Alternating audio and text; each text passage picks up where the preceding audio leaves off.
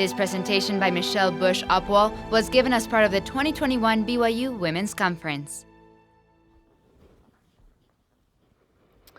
Hello, my name is Michelle Busch-Upwall. I work for the Utah Attorney General's Office with the Internet Crimes Against Children Task Force. I'm here today to talk about different issues with the internet, predators, sexting, cyberbullying. We want to help keep our kids safe, and educating and talking to our kids is the best thing we can do. So I'm going to start with a video that actually didn't take place too long ago. Our cases have doubled a lot since COVID hit, and so they did kind of a story on the news about this. So that's what we're going to start with.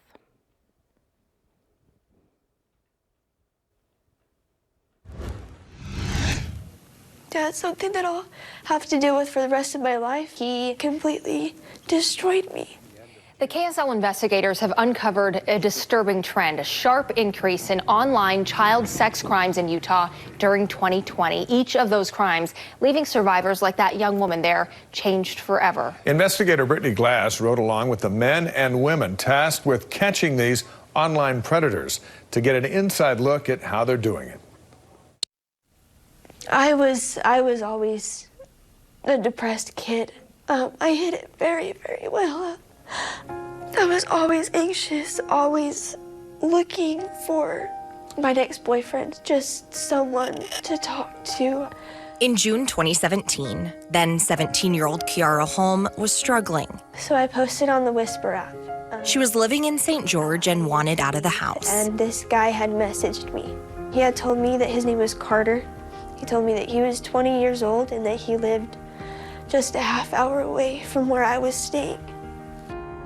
They talked online for a few days. During that time, Kiara, a minor, says she shared explicit photos with him.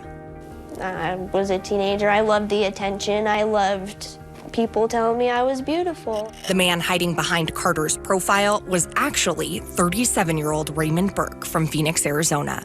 But Kiara wouldn't learn that until after he kidnapped her. I was gonna be his pet, is what he called me. Do it super hard. Burke repeatedly abused Kiara until he was arrested about 2 weeks later. I don't want anybody to go through the same thing that I had to go through. Preventing tragedies like this, that's the goal for the Attorney General's Internet Crimes Against Children Task Force, or ICAC. Kids are being harmed. Special Agent Alan Connor is a field commander for ICAC. He oversees much of the work of more than 100 law enforcement officers from 37 partner agencies, a team dedicated to investigating and prosecuting people who use the internet to exploit kids. The number of cases that were referred to us from the 1st of March through the end of June are 50% more than what we saw last year at the same time. Unfortunately, crimes against kids are on the rise. I can't say I've ever seen an increase this substantial. Because internet crimes can cross state lines, ICAC works cyber tips it receives from the National Center for Missing and Exploited Children. During the height of COVID shutdowns, those tips went up 52% from last year. We are constantly feeling behind the 8 ball. The task force says COVID-19 may be to blame as kids spent more time on their smart devices. Commander Alan White. People are spending more time at home, definitely. I think that's a part of it, absolutely. Spending more time online as well. And online, whether that's for education, employment, or illegal activities. Oftentimes, undercover agents pose as kids online to catch predators in the act and keep them away from children. In Utah, in the first 9 months of 2020, the task force made 177 arrests. It's all over the state of Utah. The KSL investigators were given insider access over a month's time as ICAC agents executed multiple search warrants across the Wasatch Front. We'll see what we find when we get to the residence. And the problem's only getting worse. The last few years, as storage is cheaper, internet speeds are faster, the videos are becoming more graphic, and the victims are younger and younger. Each case a little different. The end game, always the same. Really simple. We're here to save kids. Although not every warrant ended in an arrest, KSL cameras were in this middle-class Saratoga Springs neighborhood as more than a dozen heavily armed agents approached the home of 26-year-old Michael Rex Sandberg. The suspect was taken into custody on suspicion of 20 counts of sexual exploitation of a minor. According to court documents, investigators found thousands of pornographic images of children on his computer, some as young as 2 years old. They come from every walk of life. I hate to say it, but they're out there. We need parents to double down, be aware of what their kids are doing. And I've just taken so many precautions just to keep myself safe and my little family safe. Ready? As for survivors like Kiara, the now 21-year-old has her own toddler to think about. Kiara still uses social media, but has cleaned house online. But I'm very, very careful with who I let in my life now. The perpetrator in her case, Andrew Burke, is sitting in an Arizona prison, still facing a decade behind bars. Despite everything the predator took from her, she says he gave her one thing: strength. I've learned to use my voice. Ever since then, I've learned to stand up for myself. ICAC is a national organization made up of 61 different task forces across the U.S. Utah's has been in operation the past 20 years, with funding through the federal government to start chipping away at this type of criminal activity. The state AG's office administers that grant money. Wow, and Brittany, the agents that work on these cases, I mean, their work really impacts lives. It absolutely does, Ashley. ICAC actually rescued a 3-year-old girl recently on one of those search warrants. A relative was reportedly recording himself assaulting her, then sending it out on the internet. Tonight, though, thanks to ICAC, she appears to be safe. Yeah, just disturbing stories, but so glad that she's okay and the victims that they've impacted are okay tonight. Exactly. Brittany, thanks. Have you experienced something that you think just isn't right? The KSL investigators want to help. Visit KSLinvestigates.com to submit your tips so we can get working for you. You ask, KSL investigates. So that kind of gives you a little glimpse of what we do and who we are. I think one of the most important things to take from that is our number one goal is we're trying to save kids, and we want to educate on that. So our task force, the mission of our task force is to protect children from predators that are using the internet to victimize them, to exploit them. You saw that our task force here in Utah was started in 2000, and we were the second wave of ICAC task forces, but there are ICAC task forces in every single state. What's awesome about that is, as you know, with these kind of crimes, they're crossing state lines. So when we have a victim here in Utah and say the predator is in Colorado, the two task forces are working together to make sure that we take care of both that victim as well as the predator. And as you can see, and he showed you in that story, there's 61 national ICAC task forces. It is an amazing group of people that work in the ICAC task forces. So next we're going to talk about the online access. So online access, if we take a moment and think about how we go online, what we do as adults online. We go with our phones, with our computers, with everything. But there's something on this list on the screen that a lot of parents forget about. That is gaming devices. So gaming devices are a huge thing to be concerned about because we're seeing more and more cases involving online gaming. And in a lot of online gaming, there are chat rooms. A lot of predators are in chat rooms because think of it this way, wherever children are, predators are going to be. So it kind of gives you a glimpse into why our task force in the state of Utah is so busy, because we have a lot of children. So that gives them a lot of access. They have a lot of access to children here.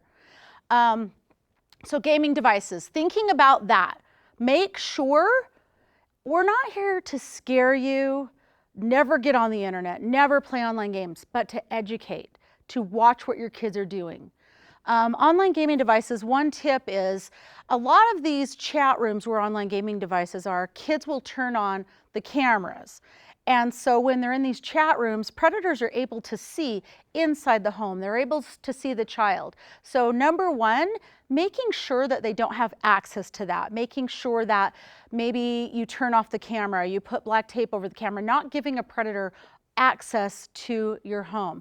Really the only time a camera should be turned on if a child is using it is to talk to, say, relatives from out of state, friends from out of state, and having parents there to watch that as well. So when we think about all of these items, the way we go online, our kids do too.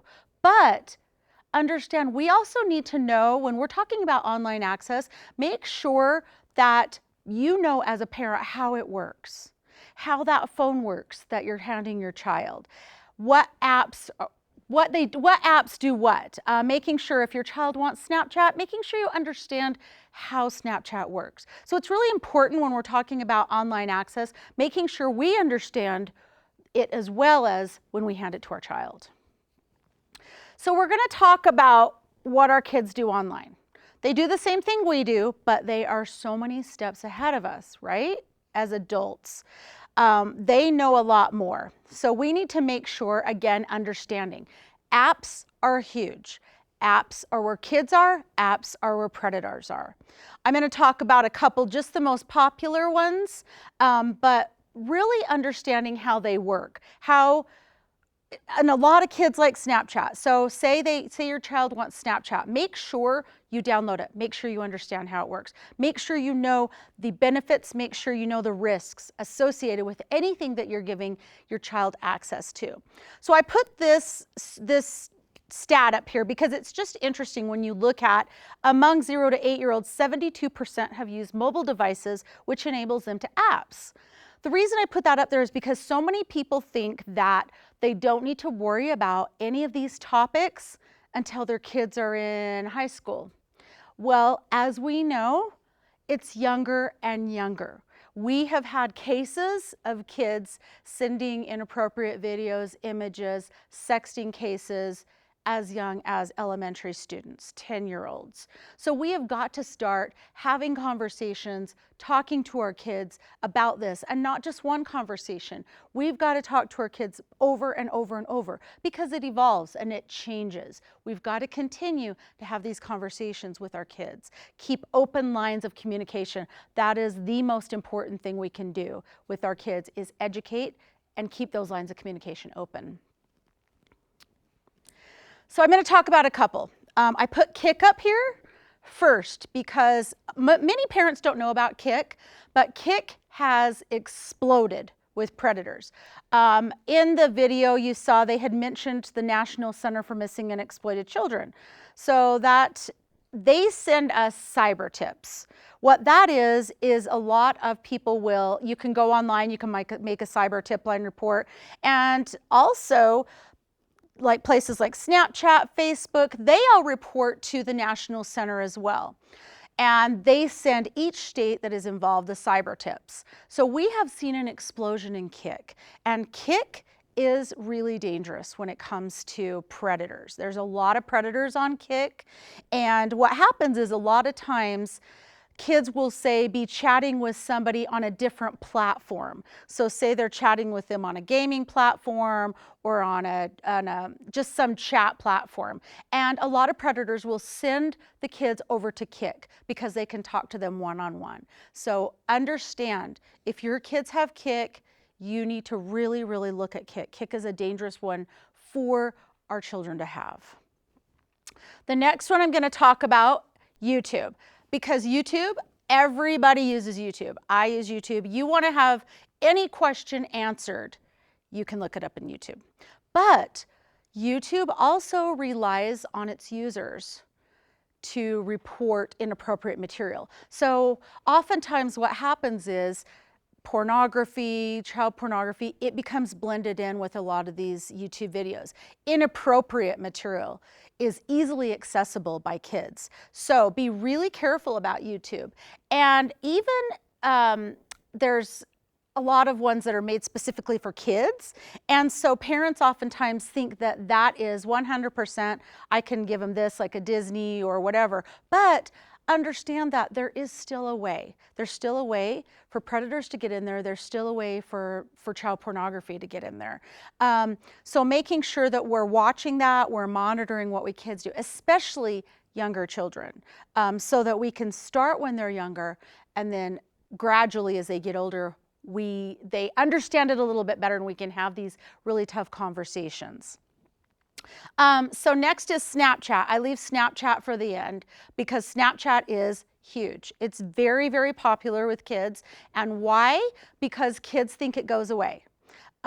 We've heard this for a very long time, that the reason a lot of the cases come through Snapchat, we get a lot of sexting cases, because they think that they can send inappropriate videos, inappropriate images, and they disappear and they go away. Well, we know that that is not the case.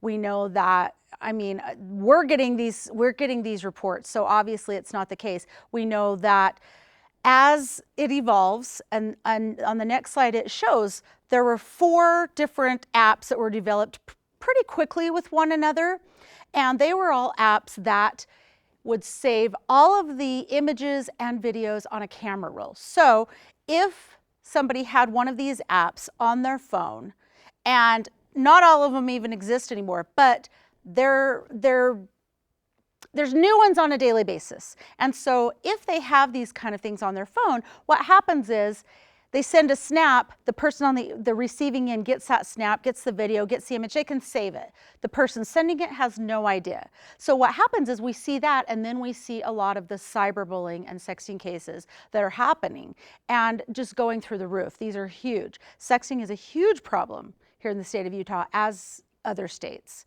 So we'll talk about that as well a little bit later. So I'm gonna go right into personal information, because personal information is huge, very important. Unfortunately, what happens with these apps and with our kids is they're sharing everything.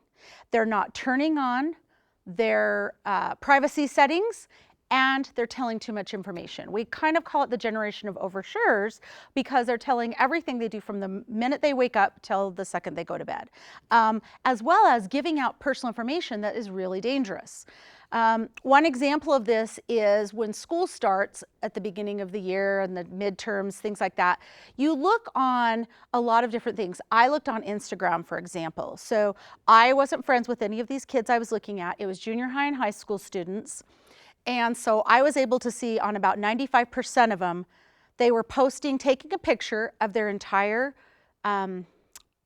schedule, and then posting it online to see what classes they had with their friends. Well, you think about the information that a junior high and a high school person has on their schedule. Their address, what school they go to, where they're at every second of the day. And so that's easily accessible. We're handing a predator all of this information. And so we're just handing them this that's so dangerous. And we need to explain to kids why. Adults do this as well. We see a lot of things happening with scams and things like that. And it's because a lot of our personal information is out there. So there are certain things we never want predators to have. We don't want kids to put their phone numbers. We don't want to put their passwords out there, addresses, personal information, schools, things like that, that are easily, so somebody could easily find them. We want to make it as hard as possible. One really important thing, and I can't stress this enough, is making sure our kids understand privacy settings. Is that 100% foolproof? No. But taking that step is the best step into protecting ourselves. Parents as well, make sure you understand how to set your privacy settings on all the apps, all the different platforms you use. And I just want to side note this, that there are many apps out there that are 100% anonymous. Make sure our kids don't have those. Make sure we don't have those. They should not be chatting and going on any app that is anonymous, because that opens a whole new world that's scary, and you can understand that. So when we talk about this, I wanted to show this slide, because this is just an example of what teens are sharing on social media. This is through the Pew Research Center, which they give awesome research and stats. But it goes to show you that kids are sharing everything. And it's not just high school.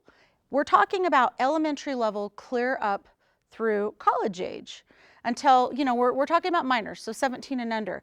Making sure we've got to talk to them about all this, because when you look at these graphs and how much information they're showing, they're really handing a lot to somebody that's really dangerous. So taking this information in, and it's a lot to take, but understand that we've got to educate them on that. So I want to talk about privacy settings just to make sure everybody knows how they work. Because a lot of times, and even kids, a lot of times will actually have to show their parents how privacy settings work. So Facebook, for example. So Facebook, when you go to Facebook, it'll show you, you can see on here the privacy settings. You're going to want to set it to only friends. Look at your kids' accounts as well. Do it together. Have it be a family event where you can go over a lot of these things and have communication with your kids about who their friends are on these different platforms. Talk about who your friends are on them and how you know them. Make sure you know people face to face while you're doing these privacy settings. It's a great time to really communicate with your kids. One thing I do want to talk about that people often will come to me and say, you know, I'm just going to take, if I find out they're doing this, I'm going to take away their phone. That is really a mistake. That oftentimes we've seen backfire. So instead of taking away everything, have those really tough conversations.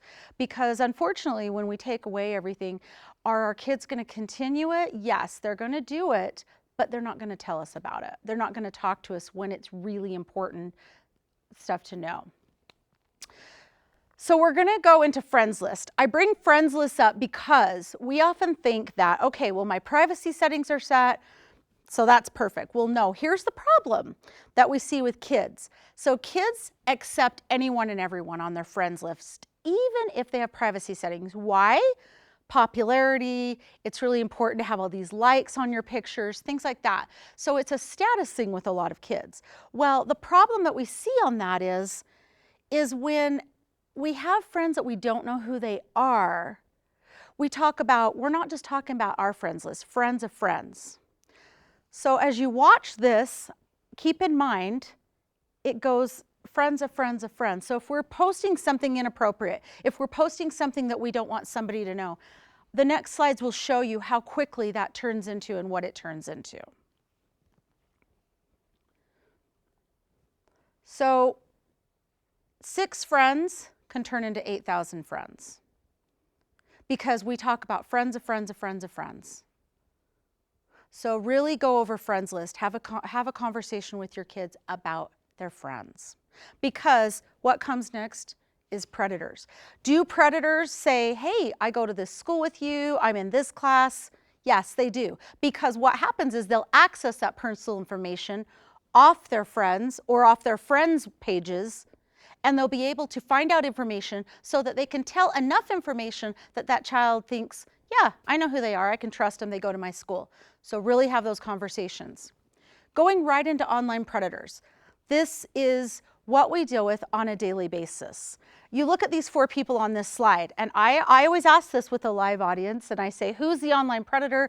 Everybody raises their hand and says number 3, because it's always that guy that people think is the predator. But what we want to talk about is, it's not always. That is completely a myth that it is always that number 3. It can be anybody and everybody, and we want our kids to understand this. It's any adult that is trying to exploit our child. Anybody and everybody. Can it be females? Yes. Can it be somebody we trust? Yes. We need to have these conversations with our kids. I want to show this video she was a victim of an online predator, and she survived this ordeal, but it's very important that we watch this video because it shows an actual victim of this crime.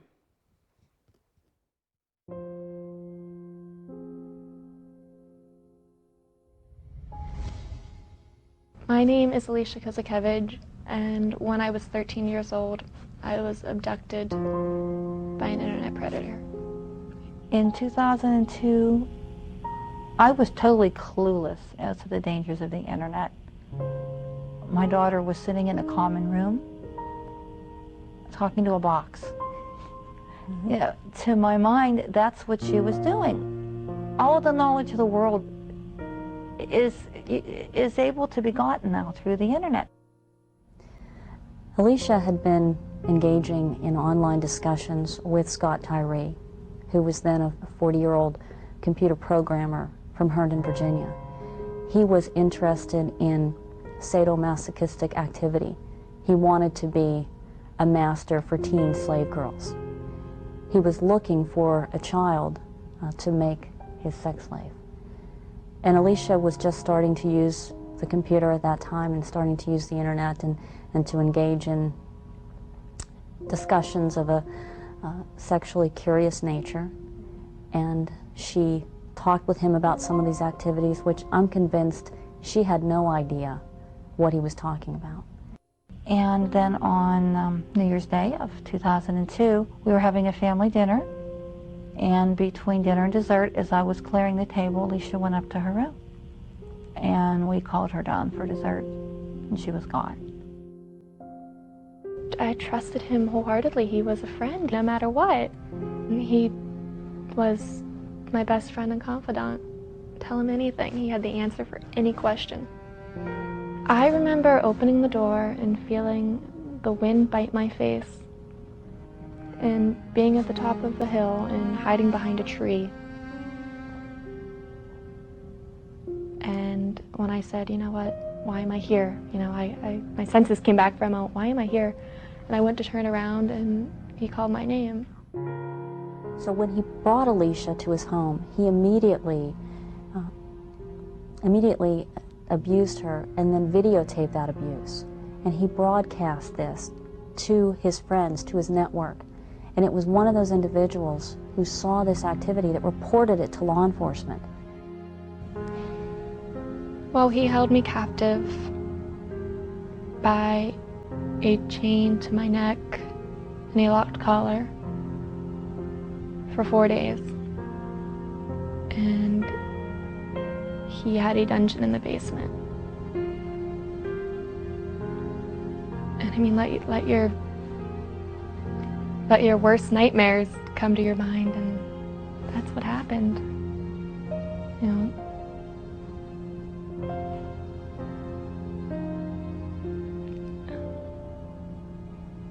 I was beaten and raped and tortured and treated like an animal.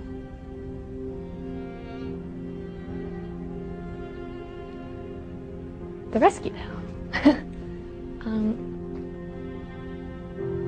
That morning, before he left for work, he said, what did he say? He said, I'm starting to like you too much. So we're gonna go for a ride tonight.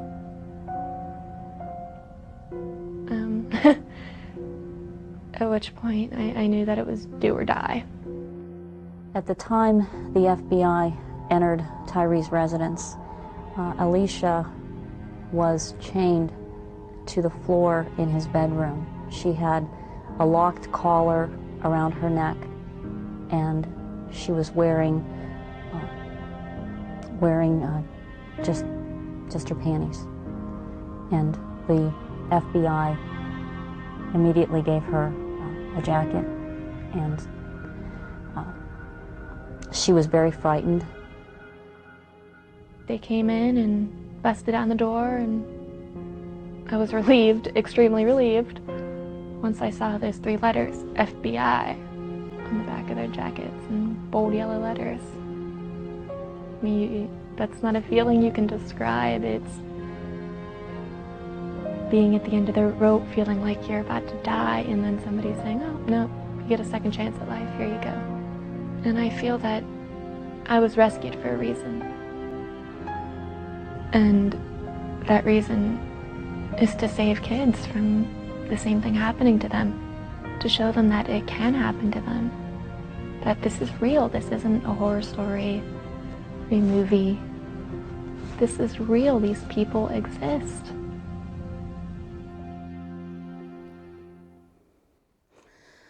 So the reason I show that video is because she was a victim. She was a victim of a predator, and like she said, these people exist.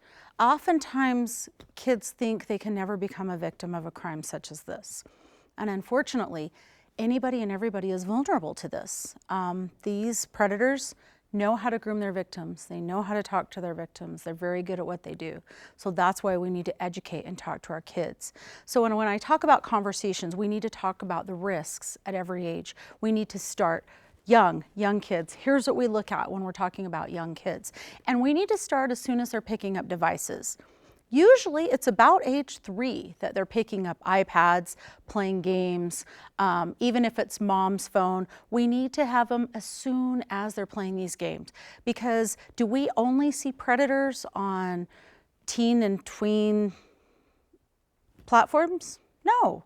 We've seen them on Roblox, we've seen them on Club Penguin, we've seen them on preschool games. So understand, we need to have these conversations. So when we talk about that, we talk about netiquette, looking at inappropriate content, pop-ups and passwords. So by the time that they're tweens and teens, we are able and comfortable to talk about cyberbullying and sexting and online predators, because that is what they're facing. And I'm going to throw this statistic out because it's a statistic that is national. 1 in 5 kids will be sexually solicited online by a predator. 1 in 5. So keep that in the back of your mind. When we look at classrooms and we look at groups of kids, 1 in 5, that's a lot of kids. We have to have these conversations, and it's just getting more and more each day. So next, we're going to talk about the myths. I've talked a little bit about it. So myths that they're always old men. That was kind of the example in that picture. They're not. They're females. They're people we trust. They're anybody and everybody. It's any adult that is trying to exploit a child. That there are pedophiles, that is very debated. Some people say they are. Some people say they're not. The difference is with pedophiles and predators, pedophiles have more interest in infants and toddlers. Predators are going more towards the tween and teens. That they pretend to be younger, they don't always have to. And this is oftentimes when I talk about parents having these tough conversations with kids, it's because sometimes kids will think it's cool that an adult is paying attention to them. So we need to have these conversations about appropriate relationships with adults.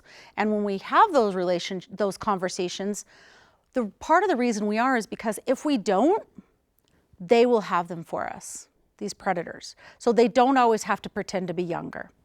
And that they abduct kids from their homes. You saw in that video, he did abduct. It's generally not the case. It can happen, but not always the case. Now we're going to talk about some truths about predators. Mostly men age 26 or older. We are seeing females. We are seeing more females, but it is mostly men. Generally, they're not pedophiles, rarely lie about being an adult, and they usually don't abduct.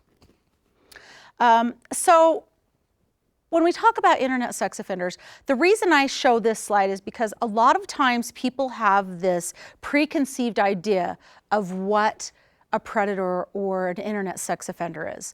But that's not always the case. And that's why when we talk about it can be anybody and everybody, that it shows that right here. They can be managers, they have higher degrees of education, they're professionals. We see that a lot. And as of all of you, you've seen that in the media where it's anybody and everybody. So not having that preconceived idea and educating our kids that it's not just one type. We've got to let them know so that they're educated and understand when this kind of approach happens. Who are the victims? Let's talk about the victims. And keep in mind, these are national. So this isn't specifically Utah. Some things differ a little bit here and there, but these are national. So this is kind of what it is. Ages 13 to 15, mostly girls. When we talk about mostly girls, what we see a lot is girls have that notion of it's cool that an older guy is talking to me online. So that's why we do have to have those conversations. So when we say mostly girls, that's what happens a lot is they're able to entice them. And then oftentimes in sexting cases, and we'll talk about that, but the boys are asking for these images and videos. So we see that. It's girls giving those up. And they're engaging in patterns of risky behavior. Part of that is because parents are not having these conversations. So they're looking for answers elsewhere. They're looking for answers from either the internet or from people out there that are willing to give them those answers. So let's move on to grooming. Predator grooming is really important because when we talk about anybody and everybody can be a victim of this, kids are vulnerable. Teens, tweens, their emotional behaviors, they're vulnerable. And predators pick up on this and they're very good at it. They've been doing this for a very long time, most of the time, and they know how to do it. They say the right things. They flatter them. They do all of these things. They have consistent contact. They're buying them gifts. They built that emotional rapport, and that's the most important thing, is they gain that trust. They want to pull that child away from their family and friends, and they want to be the only one that they are talking to. They want to be their confidant. Very important, because you think about this, even an adult can fall into this grooming situation because they're very good. We all think, I think a lot of us think that, oh, I would never fall into that, you know, and a lot of kids think that. They don't think they're susceptible to this, but they absolutely are. So talking to them about the tips, talking to them about how a predator grooms, so that if and when this happens, they are educated, they understand, they can go to a trusted adult with that. So moving on, what we can do. Number one, I've talked about this a ton, talking to our kids about relationships, having open, honest lines of communication. And having our kids understand that they can come to us, they can talk to us, not feeling like they can't, feeling like it's so uncomfortable that they can't have that conversation. Set a policy about meeting offline. That's really a tricky one, because especially with younger kids, like there's no meeting, they shouldn't be meeting offline. But a lot of times now we know that kids are meeting other kids online. So having a policy like an adult going with them and letting this person know, yeah, my mom, my dad, a trusted adult is going to be there with me. Public places, always remember that. Knowing our child's online friends. We need to know that. We need to have conversations about how they know these people that are on their platforms. As well as us, we need to take a look at who we have on our friends list as well, so that when we're having these conversations, it's not do as I say, not as I do. It is, we're going to do that as well. We're going to go through and make sure we know all these people as well, having those conversations. Teach them the warning signs about grooming and reporting. Reporting is very, very important, and I will give all of those reporting options at the end of this. So let's just jump right into cyberbullying, because a lot of parents have big concerns with cyberbullying. Bullying plus technology, that's what cyberbullying is. It's a lot easier than it used to be because of technology, right? The olden times when there was bullying on the playground, things like that, cyberbullying takes place electronically, and it's so much easier for kids to do. So examples of cyberbullying. We all know what cyberbullying is, but unfortunately, it's bigger than we think. There's creating fake profiles, there's photoshopping. It's not just going on and sending a threatening comment or bullying somebody. There's all of these things, sending mean texts, sending harassing, threatening comments. So there are ways that we can accomplish what we want to with this. A big one is understanding the difference between school and law. So schools have their own policies when it comes to bullying and cyberbullying, as well as the law. So breaking the law is completely different than school policies, and we have to remember that. So the best thing to do, and a great thing to do, is when there are school resource officers in a lot of these schools, because a lot of it is happening during school. Kids are doing it during school, but even if it's not, it always carries over into school the next day. So if there's school resource officers, those are a great place to report, and I will talk more about that as well. So what kids can do. Okay, let's talk about that, because this is really important. We need to teach kids we need to give them the tools that they have so that they can respond to this. Not responding.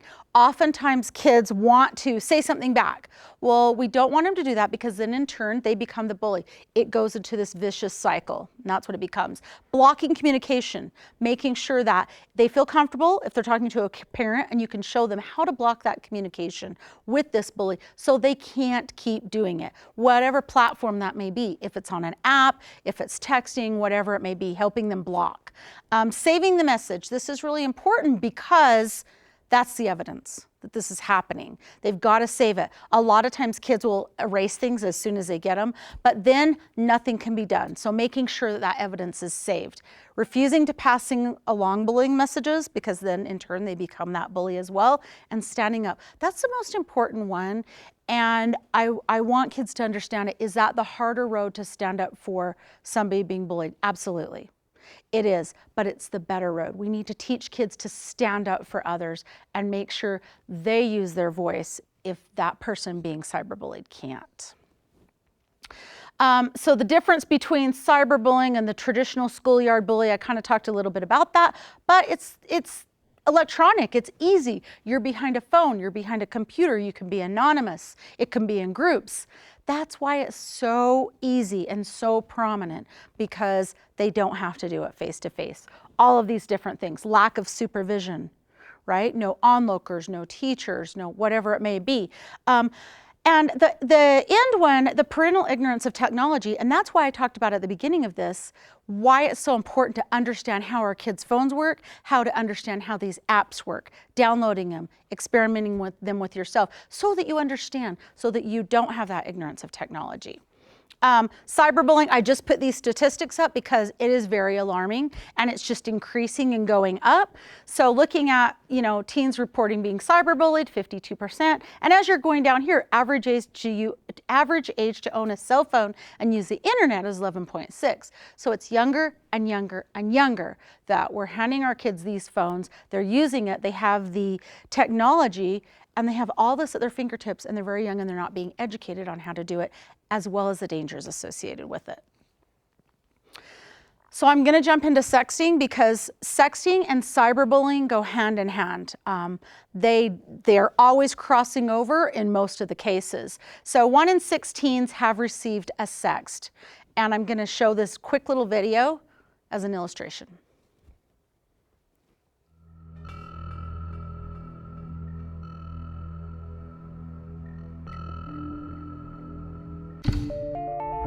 People don't know the consequences. You can take a picture of yourself and it could go around to every single guy in the school. I want him to like me more. He kept asking for pictures of me. He kept saying, well, nobody will find out. You won't get in trouble for it. When the pictures were getting taken, I never thought they would end up on the internet. They were trying to charge me as a sex offender because I had sent the picture and I had sent it to another friend. Every person has experienced saying something or doing something where we thought, I really shouldn't have done that. Sometimes we can fix that. If it's something where we said something to a friend, we know we shouldn't have said it, we can go back, we can apologize. Sexting is different. Once it's sent, we can't take it back. We can't apologize. We can't take back the damage that's done once that picture of us is out there.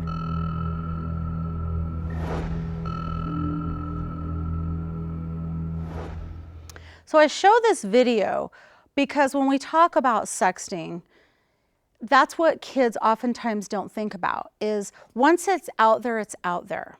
We can't take those things back. This is a University of Utah study that 20% of Utah's high school students are sending sexually explicit texts, and nearly twice as many are receiving them. So this may seem, oh, well, that's not very high. Well, it's very underreported. Remember that. These are underreported crimes. And does it turn into a crime? Yes, we're going to talk about that. Sexting can be a crime. We're talking about child pornography. So if they are under the age of 17, that is considered child pornography. If they're sending an explicit image, a video, whatever that may be, they can be charged in these cases. And many times they are in the state of Utah. It depends on the county. Different counties charge differently, but we want them to understand all the implications of sexting and cyberbullying. Have these conversations of not only legal implications, but emotional implications. As we've seen, the suicide rates increase substantially with our tweens and teens, and much of it is due to the cyberbullying and sexting and getting caught up in that. And we've seen that in many cases nationwide and including internationally as well. So when we talk about that, here's the consequences. This is what we need to have conversations with. The digital replicating, it's forever. It doesn't go away. You can't take that back. Do we have access to those images anymore? No. Oftentimes we see this start as, say, a girlfriend-boyfriend relationship. They send this image thinking it's just going to that one person. Does it? No. Does it stay with them? No. Unfortunately, it doesn't. And then we see that go into these cases where the image goes all over the school, it gets in the hands of other people on the internet. It's really, really bad implications when it comes to that. Legal implications, emotional implications. We've got to think about that. Possible criminal investigations, yes, because it's criminal. We're talking about so for example, if the girl takes a picture of herself, it's inappropriate. She is in possession of child pornography. She sends it to somebody, that's distribution, and then that person is in possession of it as well.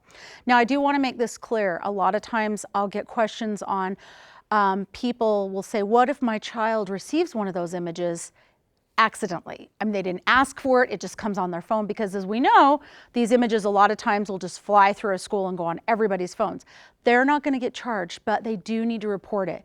Keep that image, go to a trusted adult and report it. We want to stop that. We don't want that image to keep going. So they're not going to get charged, but they need to report. Very important. Images are posted a lot of times to websites frequented by predators, and we see that. They get their hands on these, and then they can start things such as sextortion cases where they try to extort them for more pictures and images. And then emotional implications. And that's what I talked about. That's huge. That's one of the most important things, because unfortunately we do see kids taking their own lives due to cyberbullying and sexting cases, and we want to stop that. We want to stop that from going up and increasing.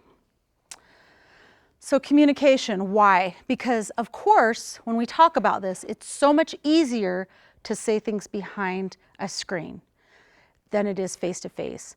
And most time, it's things that we wouldn't say face-to-face that we're saying behind a screen. Adults as well.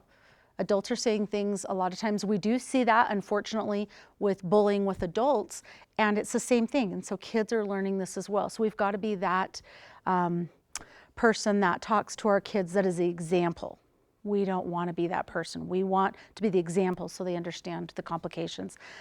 Physical cues are really important.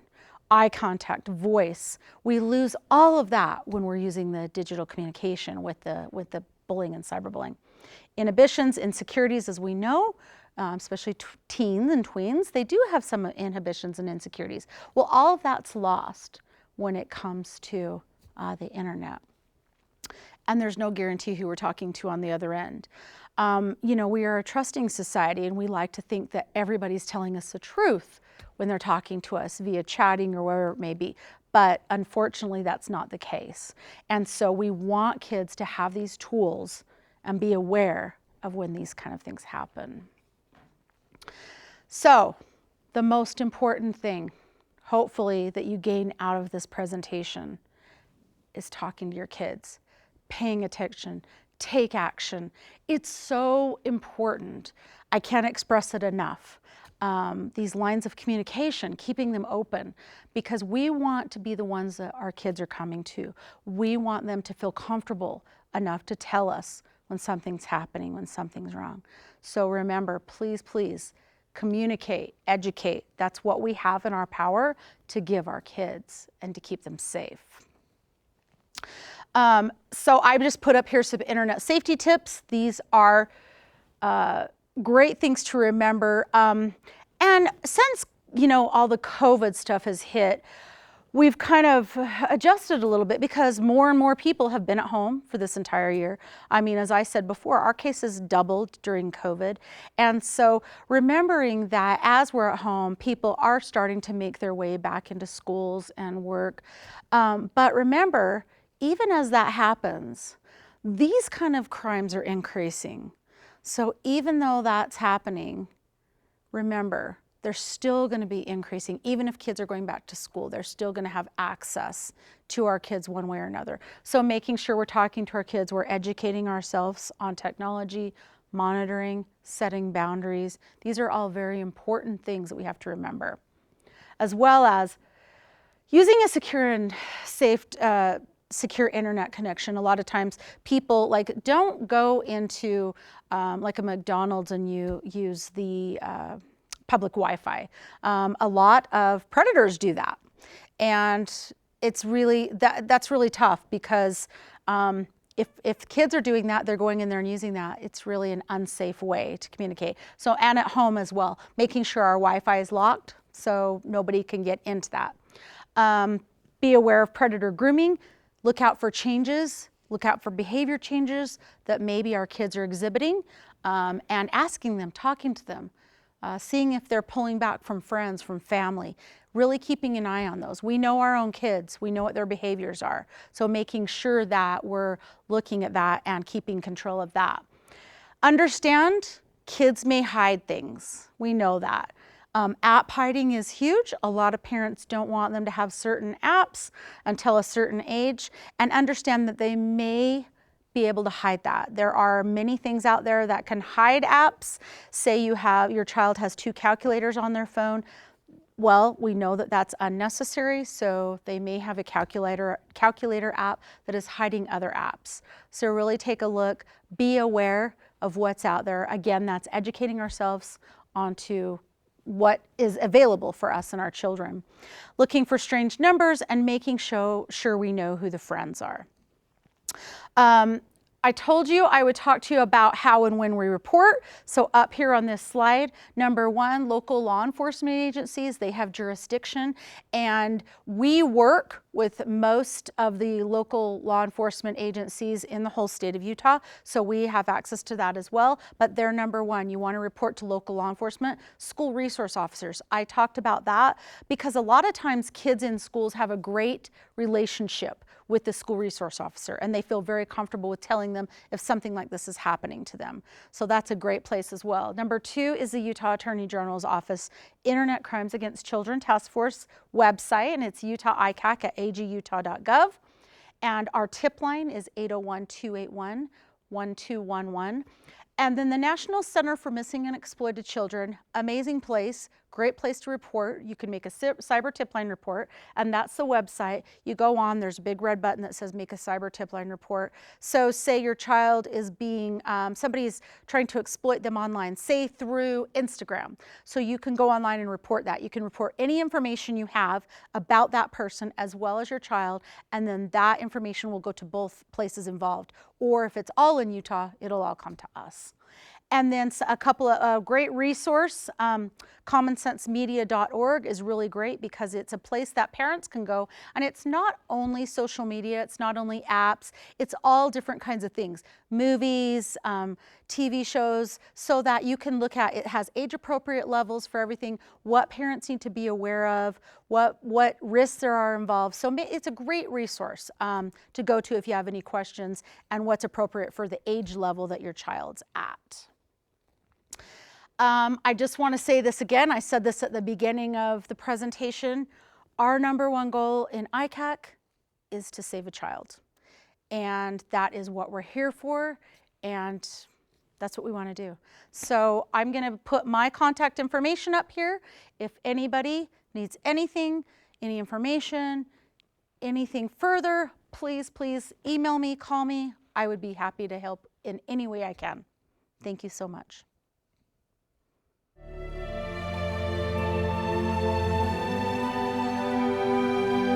This presentation by Michelle Busch-Upwall was given as part of the 2021 BYU Women's Conference.